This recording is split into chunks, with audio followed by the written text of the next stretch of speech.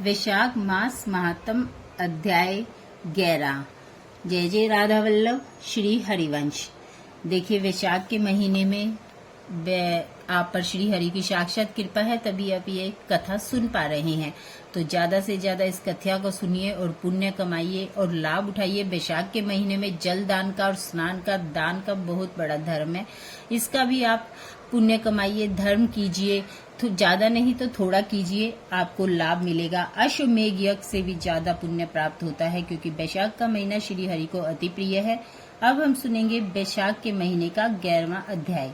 तदंतर राजा मैथिल पूछने लगा, हे महाराज, वैशाख के जो धर्म आपने वर्णन किए हैं वह बड़े सुलभ है और उनसे विष्णु भगवान प्रसन्न होकर तत्काल अर्थ, धर्म, काम, मोक्ष प्रदान करते हैं। ऐसे वेद विहित धर्म संसार में ज्ञात नहीं है। यह क्या बात है, मुझसे कहिए। शूरदेव बोले, हे राजन, वैशाख मास के कर्तव्य धर्म प्रख्यात क्यों नहीं है और अन्य धर्मों की संसार में ख्याति क्यों है? संसार में पुत्र, पौत्र तथा धन संपत्ति, सांसारिक भोगों के चाहने वाले मनुष्य बहुत है, इसलिए राजस और तामस धर्म संसार में प्रख्यात है। जो इच्छा रहित सात्विक धर्म सुख प्राप्ति कर विष्णु भगवान को प्रसन्न करने वाले हैं, वह पृथ्वी पर छिपाने योग्य है। इसका कारण बताता हूँ, सुनो। इक्ष्वाकु के कुल का भूषण काशीपुरी में नृक का पुत्र सार्वभौम राजा बड़ा यशस्वी कीर्तिमान नाम का हुआ है। यह जितेंद्रिय, क्रोध और को जीतने वाला, ब्रह्मण्य और राजाओं में उत्तम था। एक दिन वह आखेट करता हुआ जा रहा था तो मार्ग में मुनि वशिष्ठ जी के शिष्यों को देखा, जो कहीं प्याऊ लगा रहे हैं, कहीं छाया मंडप बनवा रहे हैं, कहीं वापी निर्मल करवा रहे हैं, कहीं बैठे हुए मनुष्यों को पंखों के पवन कर रहे हैं, कहीं सुगंधित फूलों को दे रहे हैं, मध्या समय छत्री दान कर रहे हैं, कहीं तांबुल दे रहे हैं, कहीं नेत्रों से कपूर लगा रहे हैं। यह देख राजा ने पूछा कि तुम कौन हो और कहाँ क्या कर रहे हो? वे बोले, हम वैशाख में कर्तव्य धर्मों को गुरु वशिष्ठ जी की आज्ञा से कर रहे हैं, जिनके करने से धर्म, अर्थ, काम और मोक्ष मिलती है, और विशेष फल तुम गुरु जी से जाकर पूछो। यह सब सुन राजा कर्तव्य में तत्काल चल दिया और वशिष्ठ जी के आश्रम पहुंचा। राजा गुरु वशिष्ठ जी को प्रणाम कर और वहां बैठ कहने लगा कि हे मुनीश्वर, मैंने मार्ग में आपके शिष्यों को शुभ कर्मों को करते देखा। उनसे पूछा, यह क्या है और क्यों, किस फल के निमित्त कर रहे हो? तब उन्होंने मुझसे आपके पास भेजा है और कहा कि हमें बताने का अवकाश नहीं, गुरु जी के पास जाओ, इसलिए मैं आपके पास आया हूँ। आपसे इस धर्मों को सुनो। वशिष्ठ जी कहने लगे, हे राजन, वैशाख मास में प्रातः काल स्नान कर विष्णु भगवान का विधि पूर्वक प्रेम पूजन दान करना चाहिए। ब्राह्मणों को दान करे, ऐसा करने से जगन्नाथ भगवान प्रसन्न होते हैं। इसलिए तुम अपने राज्य में भी जहाँ भी वैशाख धर्मों को न करो, उसे दंड दो। इस प्रकार वशिष्ठ जी ने वैशाख तो सब धर्म सुन भक्ति पूर्वक उनकी पूजा कर अपने घर चलाया और सभी धर्म तथा देव निरंजन केशव भगवान में बड़ी प्रीति करने लगा। हाथी पर ढोल रखवाकर अपने राज्य में मुनादी करा दी कि 8 वर्ष से 80 वर्ष के वृद्ध पिता, पुत्र, भार्या तथा इष्ट मित्र कोई भी हो, जो मेष की संक्रांति में सूर्योदय से पहले स्नान नहीं करेगा और वैशाखोक्त धर्म को पालन नहीं करेगा, उसको चोर के समान दंड दे देश से निकाल दूंगा। गांव-गांव में धर्मोपदेश का ब्राह्मण नियुक्त कर दिए और धर्महीनों को दंड देने के लिए 10-10 सवार नियुक्त कर दिए। इस प्रकार इस चक्रवर्ती राजा के राज्य शासन में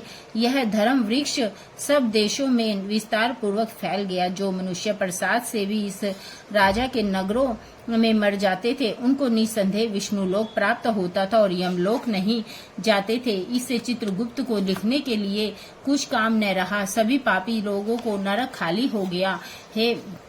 तब नारद जी धर्मराज के पास जाकर बोले, हे राजन, नरक से पहले जैसे हाहाकार शब्द तथा शब्द सुनाई नहीं देते, खोटे कर्म करने वाले, माया और दंभ से बड़े हुए पापी मनुष्य तुम्हारे लोक में क्यों नहीं आते? चित्रगुप्त भी हाथ पर हाथ धरे बैठे हैं, इसका क्या कारण है? तब धर्मराज बोले, हे नारद, आजकल पृथ्वी का राजा ऋषिकेश पुराण पुरुषोत्तम का बड़ा भक्त है।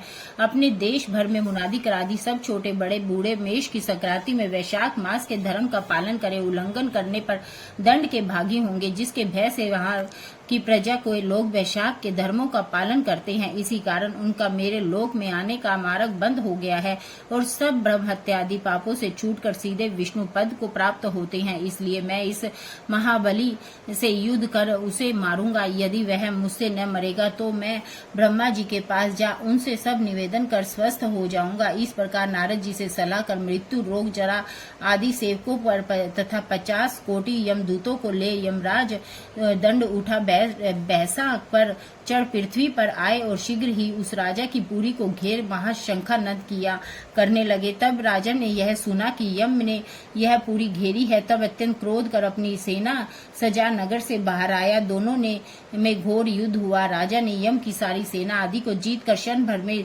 भगा दिया, जिससे क्रोध पर यमराज अनेक बाणों से और ढाल तलवार उठा राजा को मारने को आया। तब राजा ने 3 बाणों से यमराज के धनुष, ढाल, तलवार आदि सब काट कर गिरा दिए। एक तीक्ष्ण बाण यमराज के मस्तक पे मारा। तब यम ने क्रोध कर अपना दंड उठाया और उसके ब्रह्मास्त्र से अभिमंत्रित कर राजा के ऊपर छोड़ दिया। यह देख विष्णु भगवान ने अपने भक्त की रक्षा के लिए सुदर्शन चक्र छोड़ा, जो रन में आ ब्रह्मास्त्र का निवारण कर यम को मारने को उद्यत हुआ। तब राजा सुदर्शन चक्र को नमस्कार कर स्तुति करने लगे, यह यम की रक्षा कीजिए। तब सुदर्शन चक्र राजा की स्तुति कर बैकुंठ को चला गया और यम बहुत उदास हो ब्रह्मा जी के पास गया, जहां लोकपाल और दिक्पाल बैठे उपासना कर रहे थे। उसने देखा चारों इतिहास पुराण शरीर धारण कर खड़े हैं, नदी सरोवर मूर्तिमान विराजमान है, पीपल आदि सभी वृक्ष खड़े हैं, वापी कुआ तालाब और पर्वत सब मूर्तिमान, दिन रात पक्ष पास कला काष्ठा निमेश ऋतु अयन युग संकल्प विकल्प निमेश उन्मेष ऋक्ष योग करण पूर्णिमा अमावस्या सुख दुख भय लाभ अलाभ जय अजय सतोगुण रजोगुण तमोगुण शांत मूड अतिपोर प्राकृतिक विकार कफ वात पित्त आदि सब चराचर मूर्तिवान सेवा में खड़े हैं। उनके बीच में यमराज सेवकों सहित लज्जावान हो मुख मलिन कटे वृक्ष की भांति जा गिरा और त्राही त्राही पुकारने लगा, जिसको देख सभी आपस में अचरज कर कहने लगे, यम के यहाँ आने का क्या कारण है, जिसका यम को काम से क्षण भर भी अवकाश नहीं मिलता है, जिसके वस्त्र फट रहे हैं। चित्रगुप्त भी इसके पीछे पीछे ही आया है। यमराज कहने लगा, हे कमलासन, मेरी प्रतिष्ठा भंग हो गई है, मुझे खूब पीटा है, मेरे वस्त्र आदि छीन लिए गए हैं, आपके रोते हुए भी मेरी यह दुर्गति हुई है।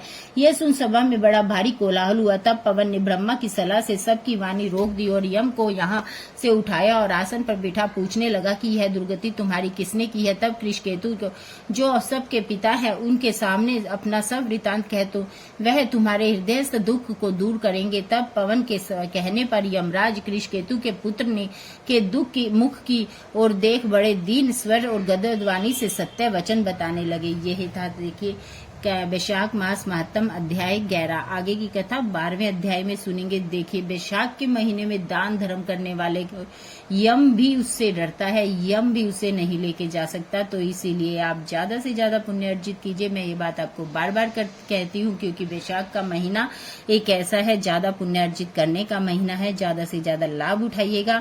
और अगर आपको मेरी वीडियो अच्छी लग रही है तो ज्यादा से ज्यादा प्लीज शेयर करें, लाइक करें, क्योंकि हम सनातन धर्म को बढ़ाना चाहते हैं। चैनल पर नए हैं तो सब्सक्राइब करें, बेल आइकन को दबाएं ताकि हर नोटिफिकेशन आप तक पहुंच सके। धन्यवाद। जय जय राधा वल्लभ श्री हरिवंश।